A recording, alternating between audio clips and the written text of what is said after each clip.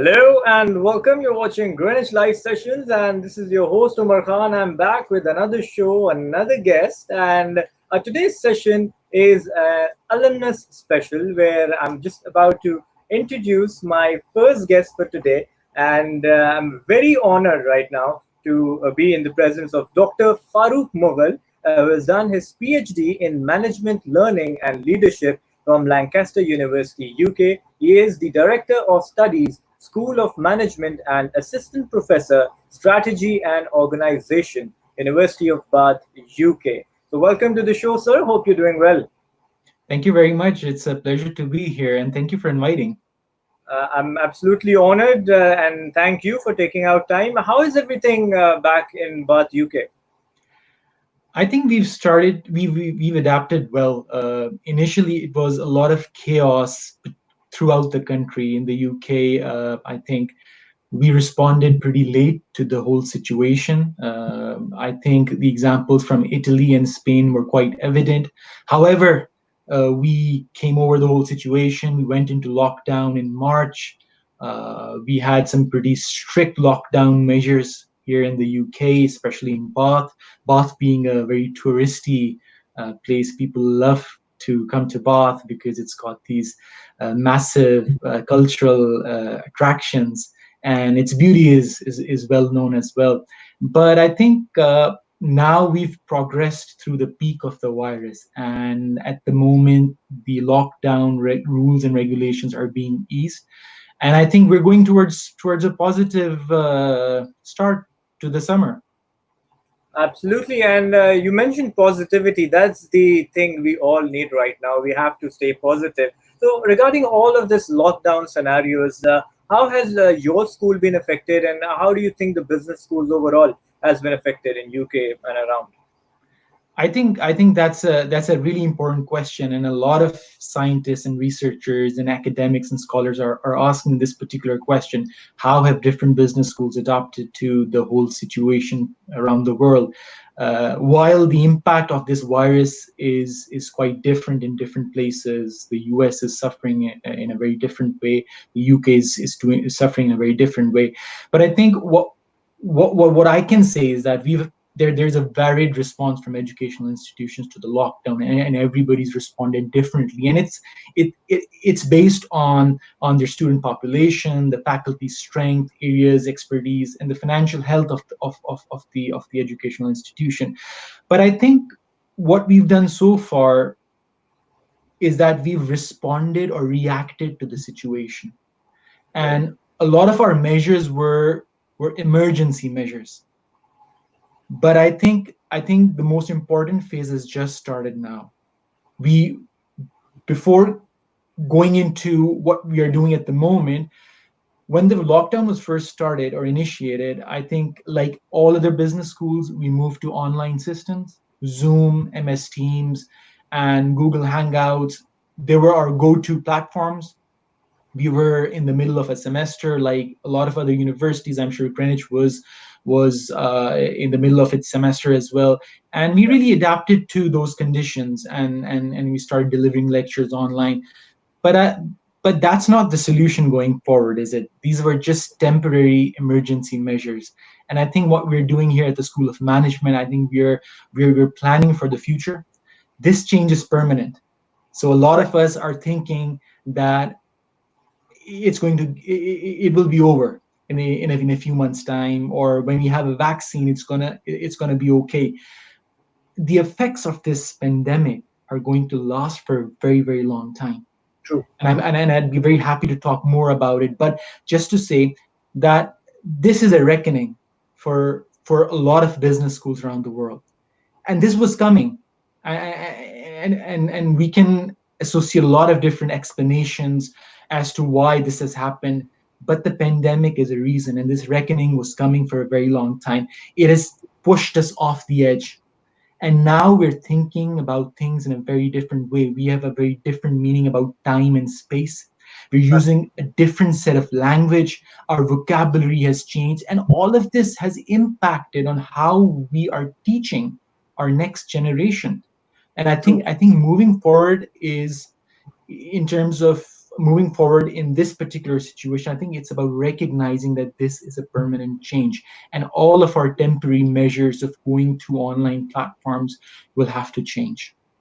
And more importantly, what else will change, that the implementation of whatever the students are studying, because when we go to the practical world, the world we were living in and the way we used to do our work, our business, and everything is going to change. So whatever we're teaching right now, we have to change that accordingly, because in the near future and post COVID world would be different, so the implementation of those studies will also change. Absolutely, I think you've raised a very good point in the sense, because I know the pandemic hasn't affected Pakistan as a country in the same way as it's affected in the UK or the US. The death rate is phenomenal, the infection rate is phenomenal, and Pakistan is quite blessed in that sense that our death rate and infection rates haven't increased. There are a lot of factors which we can attribute, perhaps the testing capacity, perhaps the reporting capacity, the ability to collect data, but still it hasn't affected it in the same. But the effects of the global crisis on Pakistan will be very different. So, which means that our educational institutions will have to adapt and evolve. There are three kinds of organizations. When I normally talk about business schools, I treat them as organizations. They're in the Right. business of teaching business, right? So, and I apologize in advance. My ideas are quite provocative. I critique a lot of things that we do normally as academics. So we're in the business of business education, and as organizations, this has to change. And like you've said, our previous methods won't be applicable anymore, and that is true. And let me give you an example. uh, we've been teaching business theories, business contents, business examples, case studies. They've failed us, to be honest. They've failed us. And if we're still putting our faith in those theories, I think our methods of teaching are flawed. So first of all, let's accept the fact, recognize that the business theories we've been teaching to our students have so they did not deliver to the promises. We've been preparing leaders, we've been preparing managers, executives. Something very small as a virus has really disrupted everything, right? So Right. those business theories did not deliver. A, if we continue with our current methods of teaching, for example, I've been talking to a lot of people in Pakistan, here in the UK, and everybody has given a number of different ideas. For example, people have been saying, "Oh, we'll just deliver the same lecture that we've used to be delivering it in the classroom. We'll deliver it online." So if you're doing that, then I'll just take a minute of silence, and I would just say that is pure nonsense. I And agree. and I agree with you. and the reason is that we cannot keep on delivering in the same style. The syllabus needs to change, the content needs to change, the pedagogy needs to change, our theories need to change. In in summary, our mental models need to change, the way we think and understand and how we see the world around us. And we also need to find out ways for the practical courses, because when it comes to the practical courses, like if we talk about the media side or some other courses which needs practical implementation, so we have to find a way through these online sessions where the students can get their money worth in those sessions. Because if I'm teaching online in a session and I just give self study to the student, so what am I giving as a teacher? So we also need to find ways where the students are getting value for their money in the course that they're getting. What are they gaining out of it? That is very essential. We'll continue. Yeah, yeah, please. Absolutely. I think one of the things that we need to understand, and I like what you've raised here, it takes me to a very different aspect of my analysis on the whole situation. If you look at the global south, if you look at less developing economies and countries, including Pakistan, there have been two sectors that have been massively underrated and haven't really been strengthened. One is education, the other is healthcare. Right. And this pandemic has really opened up a paradox, has really showed us the weaknesses in our systems, right? Indeed. And both of these neglected systems need to be addressed, like you were saying, come up with very different ways of enabling our future generation with practical skills that they need to embrace moving forward in this post-COVID world. The funny thing is, I was having this conversation with a group of people from Pakistan the other day, and believe me, those people have nothing to do with education, and they're thinking about getting developing online academies. Now think about those people entering the market. So for universities and business schools, it's not just about going online anymore. How Right. are you going to enrich their experience? How are you going to enhance their experience? How are you going to replace that experience of being at a university to being taught online in your own comfort space? It sounds very nice, but it cannot replace the experience that you have from peer-to-peer learning, that you have from experiences that you gain by interacting in that situation. I don't think that's replaceable, and therefore we need to change the way we approach our teaching methods, and that is quite important for us. Yes, and we need to do it fast because we don't have much time to lose. I'll include some comments because we've got the audience with us, and the very first comment is from our Honorable Chancellor, Madam Seema Mughal. She says, Farooq, you know how happy we are to see you always. Thank you for accepting the invitation. We all are so proud of you. Stay blessed. Amin. I'm extremely grateful to everyone at Greenwich, and especially the Vice Chancellor, Ms. Seema Mughal. I have a long-standing history with Greenwich.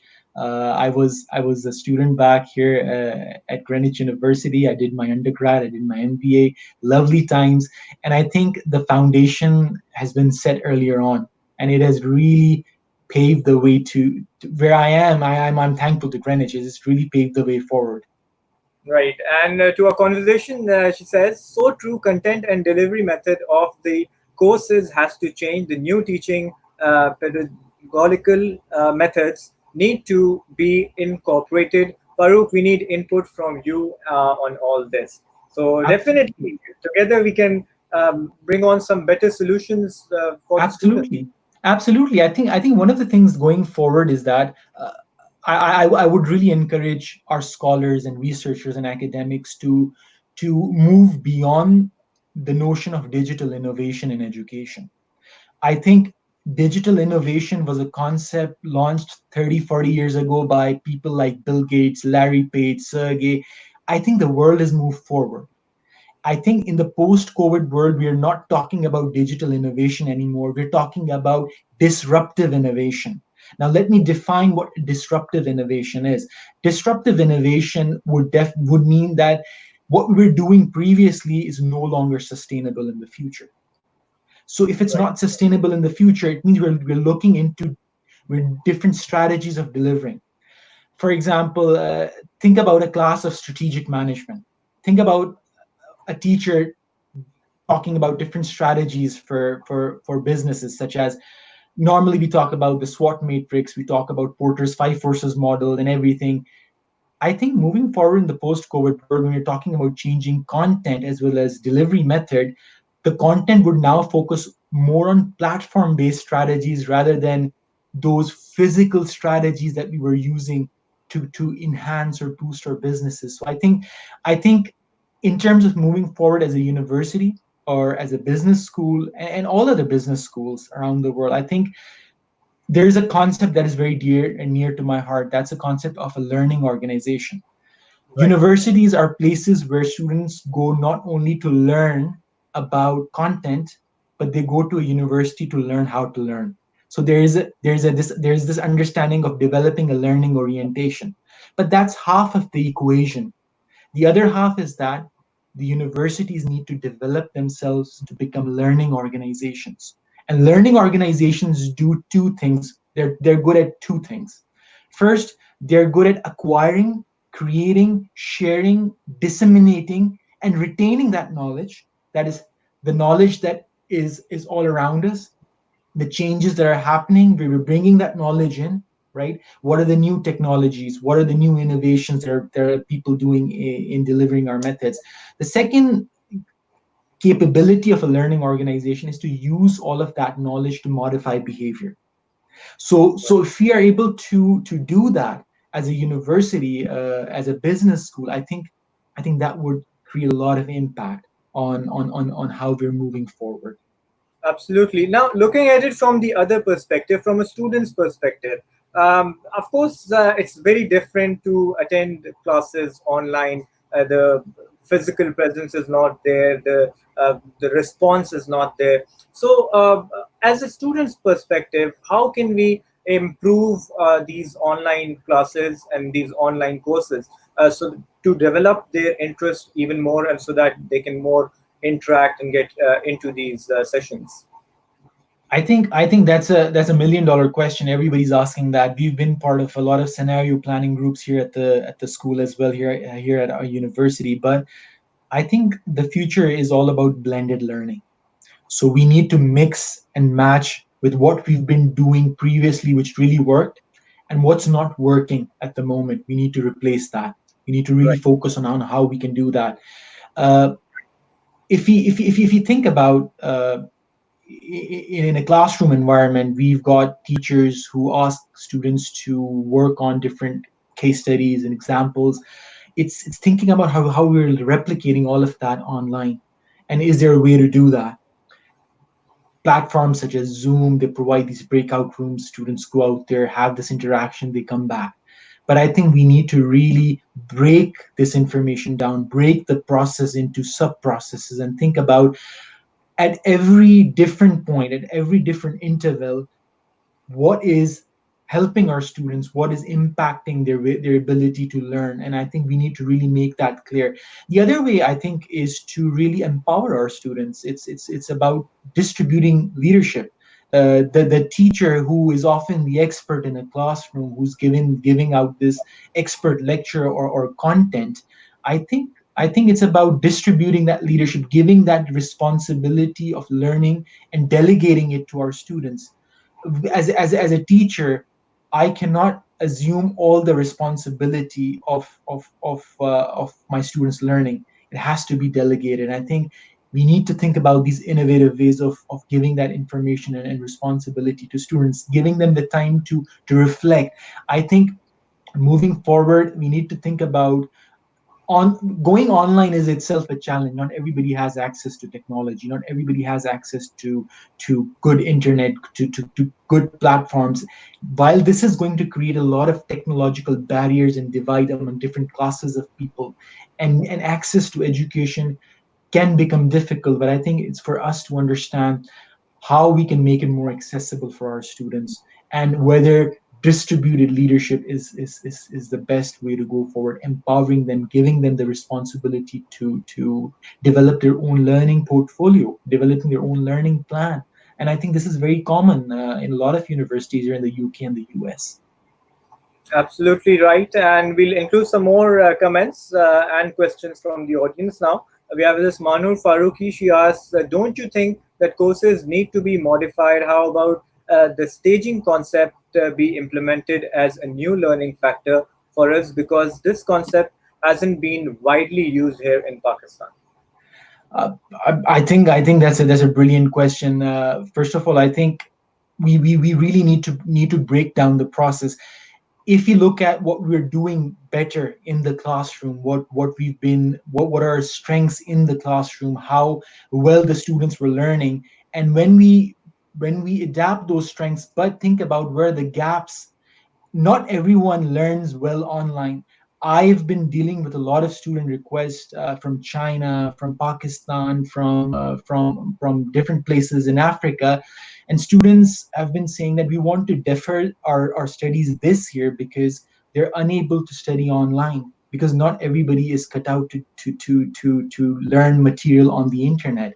So I think it's a fantastic opportunity for us to identify those students who learn well online and those who can't. And those who can't, we really need to offer them an opportunity to either be part of the physical classroom space, identify the students who are more vulnerable, and really offer them the support that they need immediately, as well as the students who are studying remotely. So I think psychological safety is really important of everyone, because not everyone feels safe uh, and competent when they're learning at home. So we need to break the process down. Unfortunately, I don't have the right answer for how to break it down, but I think the conversations we're having with our people, with our researchers, it's about breaking it down as much as possible, simplifying the process for our learners so that they can really grasp the concepts.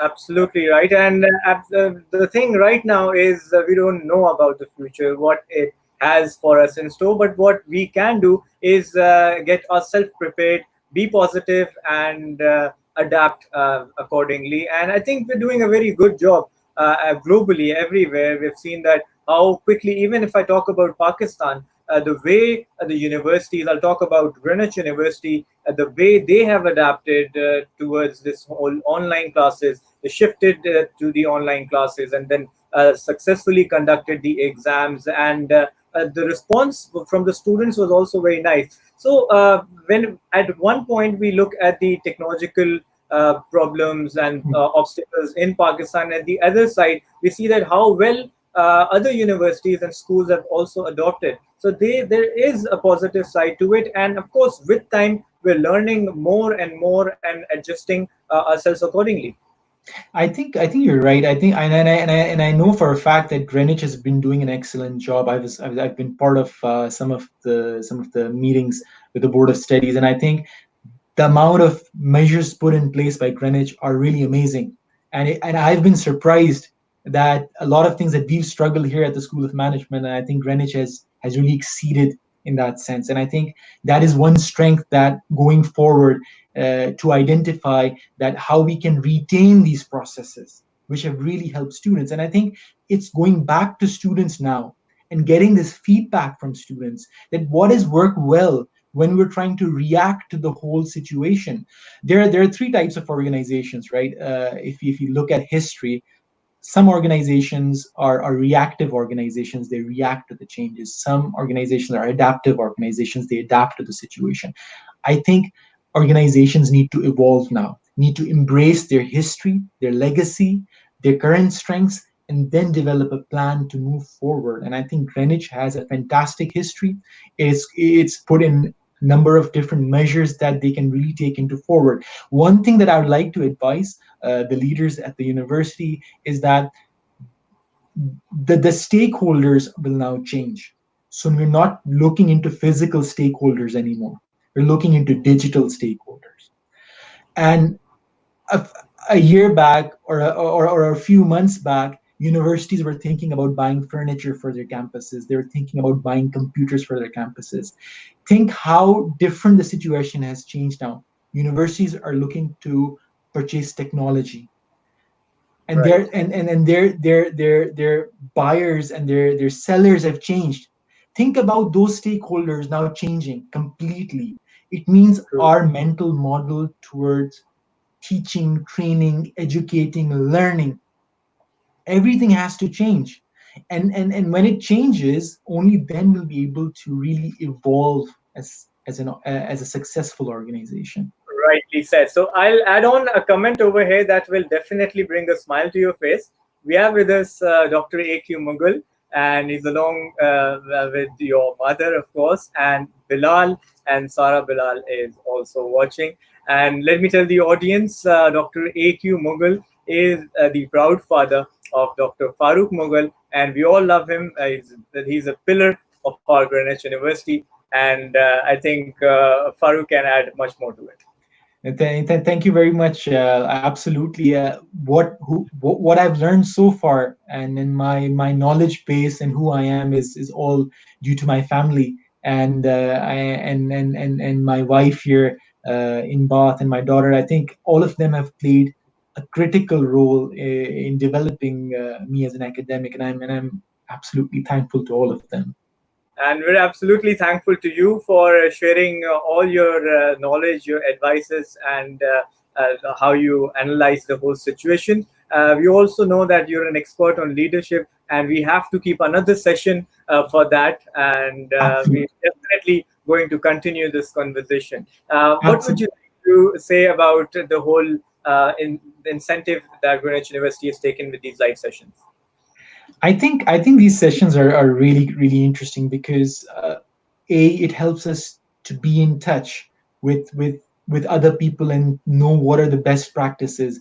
Going in a digital world, it's about developing the digital community, and developing the right kind of digital community of practice is essential. We must share that information. That's something that I was talking earlier about.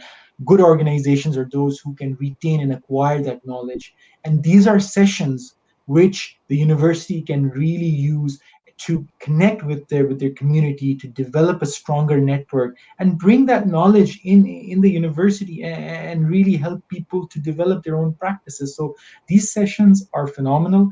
uh, Keep these sessions running, keep these sessions going live. I've been watching some of your episodes and they're brilliant. The Eid show was special. Some of the people you've invited on this show, I think they're phenomenal. And these sessions, in fact, are the sessions that I really watch before going to bed. At night, I see them on Facebook, and I really scroll through them, and I really look at what people are saying. It's amazing. Thank you very much for having these sessions and inviting me. You're absolutely welcome. And actually, it was my honor to have you here because we got so much to learn from you. And definitely, we'll have another session in near future. Stay Absolutely. safe and take care of yourself. You too. Thank you, everyone. Thank you, everyone at Greenwich University and people watching live. Appreciate that and look forward to seeing you in the future.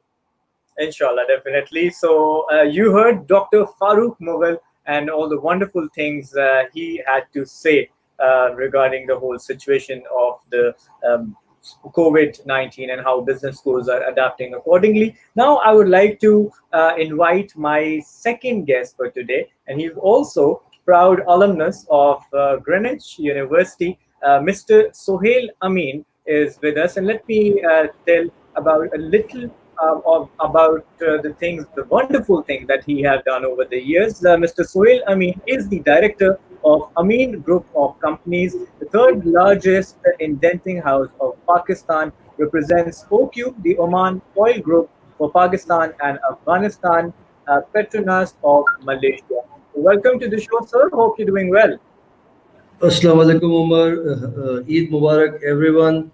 Uh, Before we proceed, Umar, I would just want people, all the students, all the teachers who are listening, watching, to just take a silent moment, take a moment and pray silently for all those alumni who have passed away, starting from Jamani down to Khwaja, who recently passed away, all the administration staff who passed away in the last few years, and all our great teachers who are no more with us. I would just request all of you to please take a silent moment and just just make a silent prayer for them. Yes. So, welcome to the show, sir. Thank you for your time. And absolutely rightly said, we do remember all our beloved ones, or everyone from our Greenwich family, and every person who was associated with us over the years. Sir, you are from the very first batch of Yeah. Greenwich. So, there are lots of memories. And even after graduating, you still very well connected and associated with the Greenwich family. So there's this very strong relation between you and Greenwich. What would you like to say about that? Well, not just Greenwich. Uh, it's not really an institution just like any other institution. Greenwich for us, especially for the first batch guys and girls, it's like family. Uh, for us, Madam Seema Mughal, Vice Chancellor, is Bhabhi. Saeed Mughal Saab is Bhai. So, I mean, that's the kind of relationship. Maruf Bhai was Maruf Bhai. So, and your father, Khalid Bhai, was Khalid Bhai. So, you have to understand that our relations, we started off with a campus which was at Mujahid. We moved in this campus which your father built in a matter of Yeah, days. And when 100 we days. moved and when we moved here, there was nothing. And I'm sure Bobby would remember, Madam Chancellor or Vice Chancellor would remember the kind of difficulties that we all went through together. So for us, Greenwich is not a place where we went to another institution and got our degrees and got out. It for us it's like it's my own family thing. And similarly, you speak to any one of us. For us, it's anything that any value that we can add, we would be the first people to jump in, and that is the kind of relationship. So it's quite different from a lot of. I hope I'm not being rude, but for a lot of youngsters who they will not even probably understand the bonding that we have with Greenwich, and I don't. all those fantastic teachers and admin people, and of course Kamal Saab. Uh, he's never out of our thoughts. So Indeed, our relationship is quite different. absolutely right. So, sir, we know we are in this COVID situation. Businesses have been affected. Education has been affected. You being so experienced with your work, how has work been affected as to your field? See, fundamentals will remain the same. The fundamentals of business will remain the same. What will change is the methodology of distribution and promotion. Now, if you look at the product base, I mean, whatever product that we develop, it is for as per the need of the people. So if I Right. develop a toothpaste, then it's a toothpaste. But if tomorrow a consumers move on to something else, I look at the gap in the market and come up with that product because I need to survive in the industry. However, the methodology of promoting that product and the distribution. For instance, before we used to have those retail outlets, we still have those retail outlets, but now online things will move faster in countries like Pakistan. In other countries, developed countries, this was already happening. So, slight changes here and there, and also, I mean, this is a very old Gujarati saying, and I being a Mehman in the Gujarati, we have this thing within us that every 100 years there's a change, and we are probably at the crossroads of that change. So, I mean, if I'm not prepared, well prepared, then it's going to be difficult. But otherwise, I don't think there's going to be much of a change. We will be having almost the same fundamentals. The marketing remains the same. It's just that the medium will change, and that's about it. The one-on-one interaction between a customer and the seller, that is fundamental. It will always remain that way. I mean, so very exciting thoughts of Farooq. I just heard the whole thing, and I'm to be honest, I'm obsolete. I mean, it's been almost 30 years since I completed my masters, and my kids are obviously they're the new generation. Right. Farooq is somewhere in between this generation. So obviously these guys would take it forward from here. But what Right. we understand as businessmen, that the basic fundamentals will always remain the same because that is what business is all about, Right. selling and buying. Uh, Slight changes in the medium. I don't really see much of a difference. Uh, Right. Even in education, I mean, when we say that the examples will change, if I look at what my kids are learning these days, they were already being taught all how the products are being marketed through online businesses and all those things. So not much of a change. There will be change, yes. For a obsolete person like me, it will be a paradigm shift. But for these kids, It's it's not going to be. depending upon the different fields, things and every organizations will adapt Absolutely. accordingly. So I'll include some messages from the audience, and we were talking about Madam and Said Saab. So Madam is here with us. She is watching us, and she says, "So it's so nice to see you. No doubt, Said and myself have special relations to you. All Said is giving his best wishes. You are among the founder alumni and a real strength to both of us."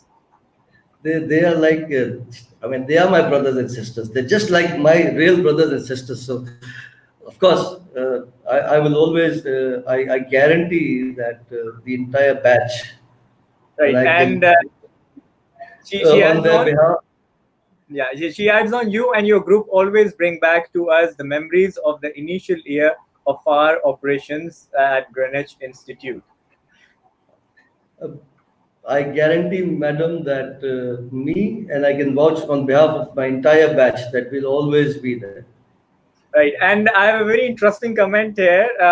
Mr. Shoaib Shamsi is also watching. He says, Sohail is not from the first batch, that's me. So, Shoaib Shamsi Saab is from the very first Shoaib batch bhai, of Greenwich. Shoaib bhai, Shoaib bhai is from not the first batch of Greenwich. He's from the institute Yeah. and not from the Greenwich University. I am also not from the Greenwich University in that way. I'm also from that those days. But Shoaib bhai never completed it from here. So we were the first ones to complete. Okay, right. I'll tell a bit about Sir Shoaib. So he's also my teacher because I was a student at Greenwich University. And during this pandemic, there's this wonderful work that was initiated by Mr. Shoaib Shamsi, and he started a group named ERCG, Emergency Response Citizen Group, which helped people uh, get the food during this pandemic and throughout Ramzan. So a big salute to the efforts of Mr. Shoaib Shamsi. And that's the beauty of our Greenwich family, that we're all together. People are watching us, and it all brings on more memories, when we discuss of the things of the past and everything. To be very honest, before we were all discussing that we will have these things, and I thought that I would just give a call to Bobby and Said Bhai and try and get some old pictures so that we could post those pictures while we talk, because that will bring in a lot of memories for all of us. And time spent there. I mean, I have a full album of things, so many videos, and which I keep posting on my Facebook and all our group. There's a page on Facebook which says Greenwich Batch 2000 to 2006, which is not actually 2000 to 2006, which is actually 1993 to 2006. But we're all there together, about 600 odd of us, odd numbers, and we're all there. And whenever there's an alumni meet, it's five, six, seven, eight of us will get onto the phone and make sure that everybody is contacted and everybody has to come and I'll join tell you us. something. So I'll tell you something very interesting, that during this time period and with all the live sessions, what we have started and initiated, that we will have an alumni day. Once a week, twice a week, we will have an alumni special like today. Like we had Dr. Farooq with us, alumni, and graduated in 2005. You're here. And similarly, we'll keep this situation going so that we can get together again. absolutely, that is a fantastic idea, and not just this. We have people from all walks of life, bankers, insurance guys, business people from different fields, and we can actually come in and share our experiences of what we've been doing. Like for instance, I don't know if a lot of people from amongst our students know that about 2 years back. I was part of the Karachi Chamber of Commerce managing committee at that time, and we were taking a delegation to Mauritius. Right. And you know who was the pivotal person in handling all of that from Pakistan? It was Seema Mughal. And when I reached there, who was the guy who actually managed almost everything for us sitting in Mauritius? That was Rab Nawaz. So, you have to understand that, and you will be, I mean, my people, even to this day at Karachi Chamber of Commerce, they just cannot forget the night, the reception that was given to us by Greenwich Mauritius campus, and the amount of effort that Rab Nawaz put in. So this is what, this is what is important. People should know that how your institution can come in to support you and how you can go back and support your institution. So this is not just one thing. There's so many things. I don't want to say a lot of things here on live, because a lot of things happen between us and the management, and the management comes to rescue us. Some of our friends, they come in to support us when we need them. The alumni meets, during the alumni meets, a lot of things are going on, and it's हमारी वो चैती अनम है. She's watching. She's with us. How she comes in and supports. So people have to realize that once you get out of the university or your college or your school for that matter, it's not that you've gone out of your school and that's the end of it. It's not. That is actually the beginning of it, because that is once you walk into your practical life, Right. you get your experience. That is the time when you need to come back to your university, to your institution, and give it back. And Right. that giving back has to happen. If I don't, I'm being dishonest with my institution, with my teachers. So it is absolutely necessary that we do it. And I guarantee all the young students who are studying or have just graduated or completed their masters, that if they disconnect from their institution, the success will be very difficult to achieve, True. because this is where you have all your friends, your superiors, your teachers. I mean, who is the most important person in your life after your parents? Of course. Your Teachers. teachers. They are the ones who actually give you. But my father, my mother can give me money. They can love me. They can give me the basic, education. But who gives me that professional education? Who makes me that, that little, who gives that little push that I need? That It's my teacher. guideline that is with you for life. I totally It agree to is that. You mentioned absolutely. teachers. Let's go back in the memory lane. Back when you were a student at Greenwich, I can see that smile on your face. So that brings on a lot of memories. So going back to the memory lane, imagine you were back at Greenwich Institute where you were a student. And which teacher do you remember the most and why? All right. Now this is being unfair. This is being very unfair, because yes, there are teachers who are your favorite or you are their favorite, but every teacher has given you something special. For instance, my favorite, being a marketeer and an advertiser, the best man that could have ever taught us that particular subject was none other than Shahid Bajwa. But there is no way I would say that Ehsan Durrani was any less of a teacher. And then Shafqat Ahmed, who taught us sociology at that time, because our course, we were more of a liberal arts come professional college, so things were different in those days. And the way Shafqat nurtured us, I came from a metric background, and I had all the KGS and the A levels and the O levels guys sitting with me. And then the way Shafqat nurtured us in the first semester, a few semesters, Michael Gledel, Indeed. the way he handled us, and of course, Roxana Nur Khan. I mean, how can you? I mean, I will not be able to, say that this teacher was the best, but yes, to me, Bajwa Sahab was always, my favorite, because I came from a different background. I come from a Maiman family, so I was more likely to go into business eventually. I mean, even if I worked for 20 years, I would have gone, which happened. I worked for 9 years as a professional and then went to join my family business eventually. But he was one of those people who was teaching me things that were probably closer to my heart.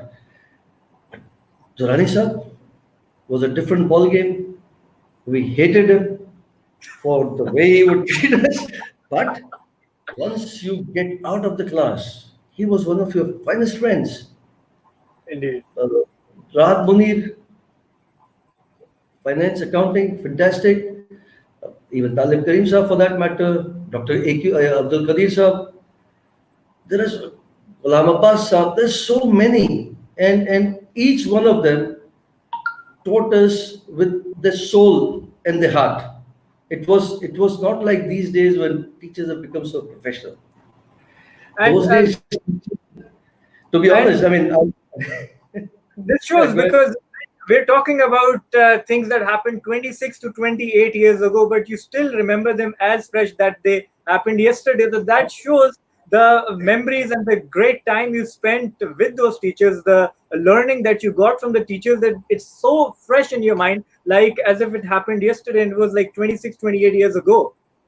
if to be honest, if I were to get an opportunity to come back to school again, I would actually want these very same teachers to come back. And if I had an opportunity that my children are being taught, I would want the same teachers to teach them, because these people were just phenomenal. There cannot be any comparison. I mean, Kadir Saab used to teach us economics. May Allah subhanahu wa ta'ala grant him the highest place in Jannah.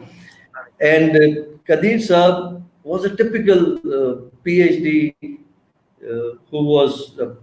he was teaching a subject which was really boring, and then Kadir Saab was very old, and he had his own way of doing it. And we used to be like, यार ये कब खत्म होगी class? 3 घंटे की class है यार, ये कब जान छूटेगी?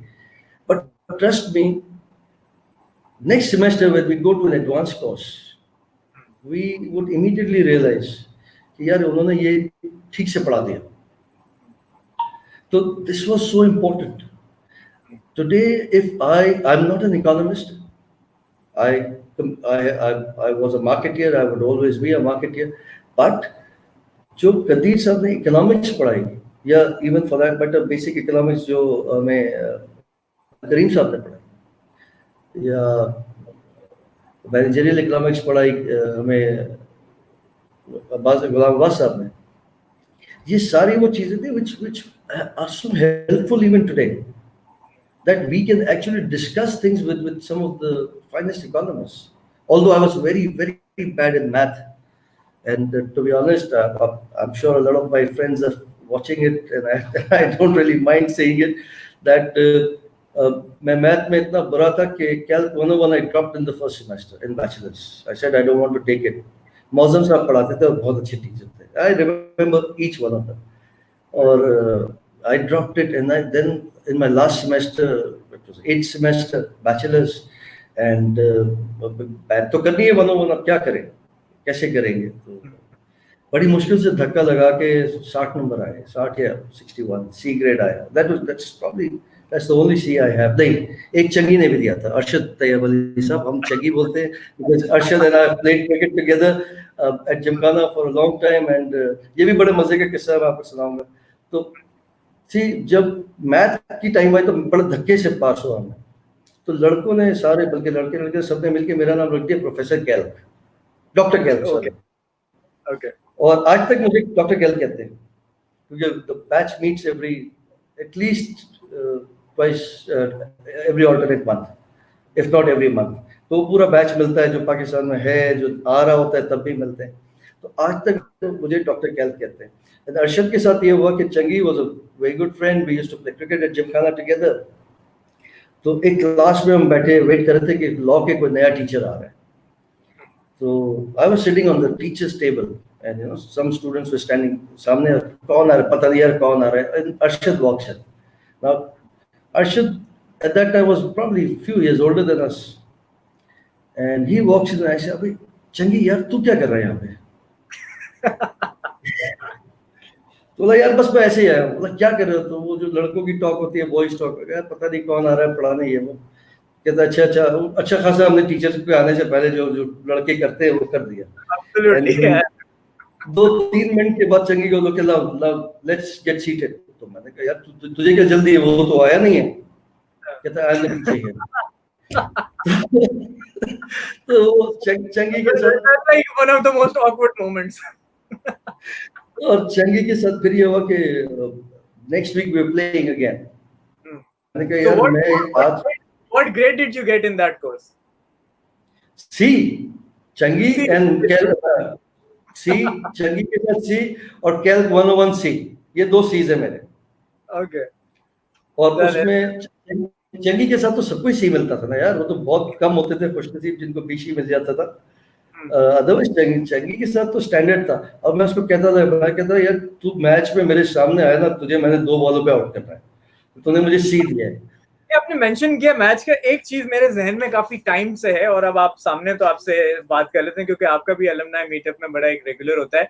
Once this COVID is over, I was thinking, why not when we have our reunions and we have our meetups, because since एक back to school वाली feeling आनी चाहिए, तो why not get back in the olden days. आप लोगों के batch का according to the batches कोई स्पोर्टिंग इवेंट करा लें जिसके अंदर आप क्रिकेट खिला लें या साइकिल रेस करा लें. How would that sound to you? कोई कोई वो बच्चों वाली रेस करा लेना, क्योंकि अब तो 20-30 साल हो गए क्रिकेट बैट को हाथ लगाए हुए. हाँ, गोल्फ खिलवा लो, गोल्फ खेल लेते हैं जिससे खेलनी. ठीक, कोई भी इवेंट कर सकते हैं. और चाहे वो सेम बैच का करेंगे सो दैट ये एडवांटेज ना मिल जाए कि 2010 वाला बैच फ्रेश है और 94 वाले, तो सेम बैच का आपस में कंपटीशन होगा जैसे आएंगे. बल्कि इनफैक्ट आज एक उजैर वहीद करके हमारा एलुमनस है, and I was able to get in touch with him somehow. तो मैंने एक हमारा फास्ट बॉलर हुआ करता मतीन असगर जी. जो फर्स्ट क्रिकेट टीम थी ग्रेनिच की, I used to captain that team. Wow. और शकील खोकर, मतीन असगर, असफर खान, ये सारे हम उस टीम. नौफल मूसा हमारा कीपर. नौफल और मैं तो आज भी साथ हर वक्त ही तकरीबन almost every day we meet. तो this used to be we used to have a fantastic team, and then we used to have a junior team. Shoaib Sawal used to captain that, and there were boys in that team. और हम आपस में भी खेलते थे practice के लिए. और सबसे मजे की चीज ये थी कि जब ग्रेनिच यहाँ आया तो there were no houses around.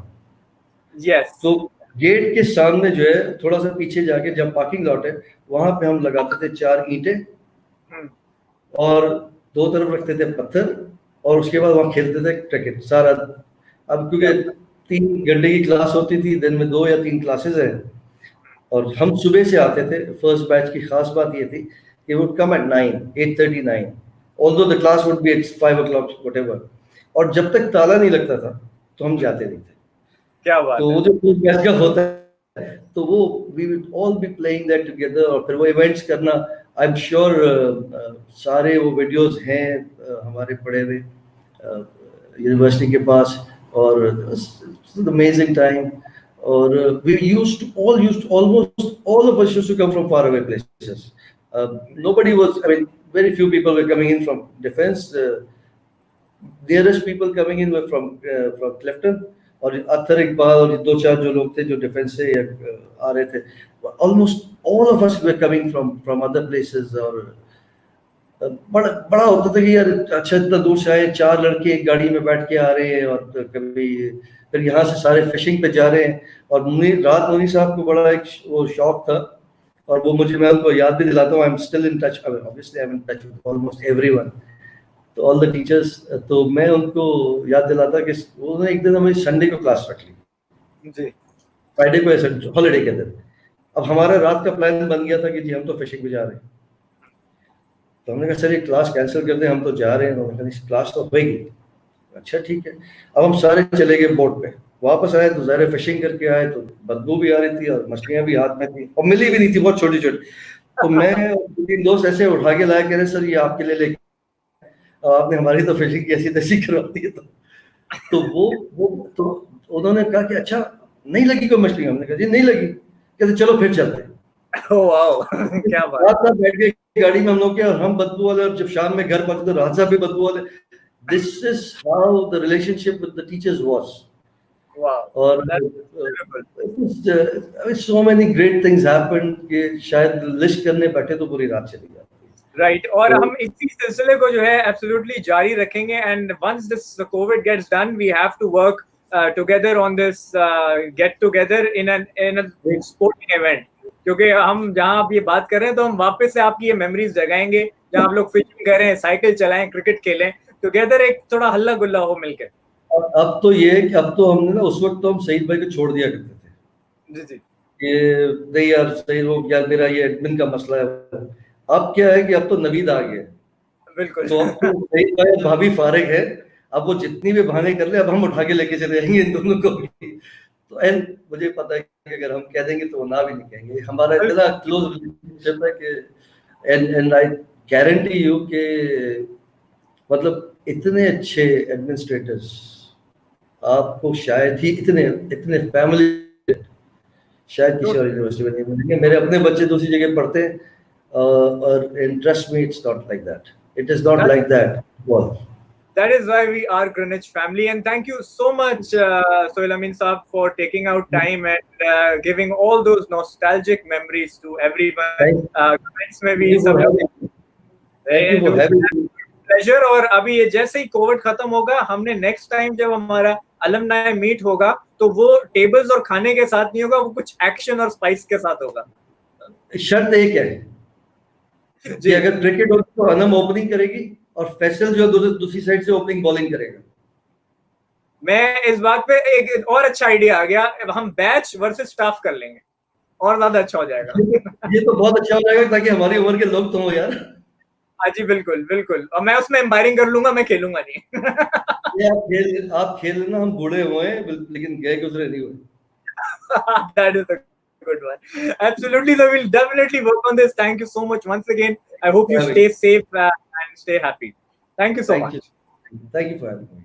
Thank you. Right.